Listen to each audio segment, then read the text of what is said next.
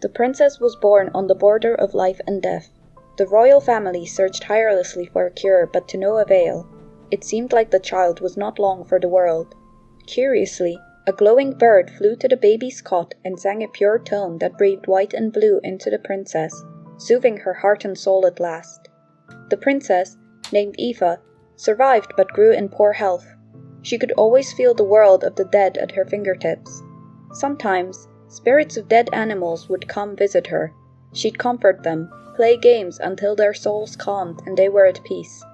Aoife welcomed their company, often preferring it to the company of people, especially her younger sister.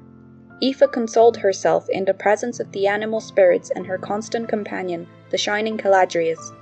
The bird stayed by her side, ever so often singing its song to ease her pain. A grand party was prepared for her 15th birthday. On the day of the event, while getting ready, Aoife heard tearful cries and headed out to explore. She found the spirit of a baby fawn, scared and alone. Ignoring the party, she comforted the fawn and accompanied it to the nearby park, walking with it through the woods until it calmed down. By then the air was bitter with the cold of the night, yet Aoife fell asleep in exhaustion curled up by a tree. The bird Caladrius called for help, but they were not found until much later when she was almost frozen through. Aoife was taken to a seaside manor to recover. Away from the cold stones of the city, towards the soft murmur of the sea. When she woke up, she was sure it was a dream. But the warm glow of the sunrise glimmered in thousands of reflections across the waves, and around was an entire flock of birds like her companion. The birds protected her, and in their presence, Aoife flourished for the first time.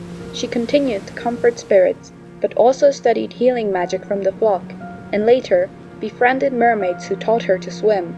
Sometimes, she'd lay back in the water, staring at the sky, and let the waves carry her as if she were weightless. In those moments, time stood still and she breathed in the joy of this freedom. But rumors of unrest were whispered by the wind, and soon gossip became fact. The royal family was ambushed, Aoife's mother gravely injured.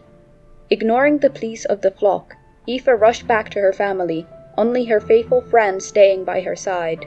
Every step away from the sea weakened her again, but she was not deterred. At home, she cast a healing spell taught by the birds to save her mother.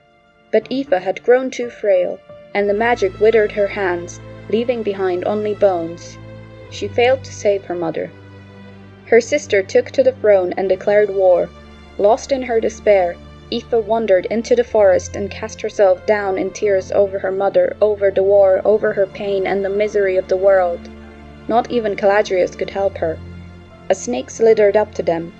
It had seen Aoife care for the fawn, it had seen her comfort the lost souls across the years, and could not bear to witness her suffering now. Wrapping itself around her bony arms, the snake ingrained into them, through magic bringing her flesh and blood back. Caladrius begged Aoife to return to the seaside, but the horrors of war were too much for her to ignore. Aoife chose to head into the battlefield to help the injured. There in those violent fields, helping friend and foe alike, she sacrificed herself, pushing her magic too far to heal others. Not even Caladrius, her dearest friend, could help her as she withered away. The world of the dead, that she had always sensed at the tips of her fingers, crept coldly up her bones, and she lay down ready to fall into its depths. But the spirits she had befriended throughout her life did not let her pass. Aoife felt feathers fluttering, sprouting out of her back. With a flash of white and blue, she became a bird herself, gifted wings to be with Caladrius forever, to fly through the skies and be free.